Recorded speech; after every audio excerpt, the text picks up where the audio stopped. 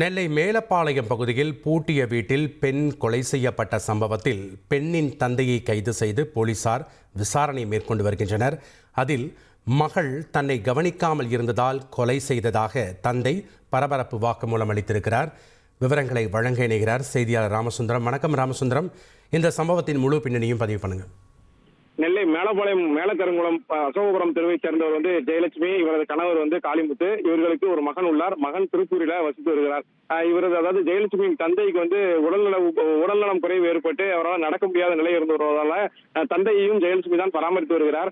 அவருக்கான பல்வேறு சிகிச்சைகள், அதாவது கண்புரை அறுவை சிகிச்சை, மூட்டு மாற்று அறுவை சிகிச்சை என பல்வேறு அறுவை சிகிச்சை செய்யப்பட்டு அவரை பராமரித்து வைத்திருந்த போதிலும் அவரை சரியாக கவனிக்கவில்லை என தொடர்ந்து ஜெயலட்சுமியிடம் அவர் வாக்குவாதம் செய்து சண்டையிடுவது என இருந்திருக்கிறார்.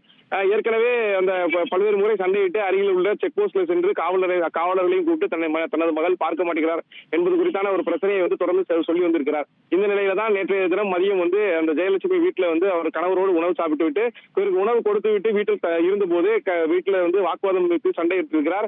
அப்போது வீட்டில் தனியாக இருந்த ஜெயலட்சுமிக்கு வாக்குவாதம் செய்து அங்கிருந்த மண்வெட்டியை எடுத்து அவரை அடித்து கொலை செய்திருக்கிறார். தொடர்ந்து அவர் இங்கிருந்து தப்பிச் சென்று பல்வேறு இடங்கள்ல மறைந்திருந்த நிலையில தனிப்படை போலீசார் அவரை பிடித்து தற்போது விசாரணை மேற்கொண்டது. இந்த கொலையை தான் செய்ததாகவும் தனது மகள் தன்னை முறையாக கவனிக்காததாலே இந்த கொலை செய்ததாகவும் அவர் தெரிவித்திருக்கிறார், விசாரணை தெரிவித்திருக்கிறார். தொடர்ந்து அவரை நீதிமன்ற காவலுக்கு அனுப்புவதற்கான முயற்சிகளை மேற்கொண்ட போது உடல்நிலை உபாதை ஏற்பட்டதால தற்போது மருத்துவமனையில் அனுமதிக்கப்பட்டு ஒரு சிகிச்சை நடந்து வருகிறது.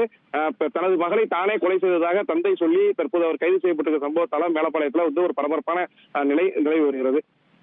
நன்றி ராமசுந்தரம், உங்களுடைய விவரங்களுக்கு. செய்திகளை உடனுக்குடன் தெரிந்து கொள்ள உடனே சப்ஸ்கிரைப் பண்ணுங்க.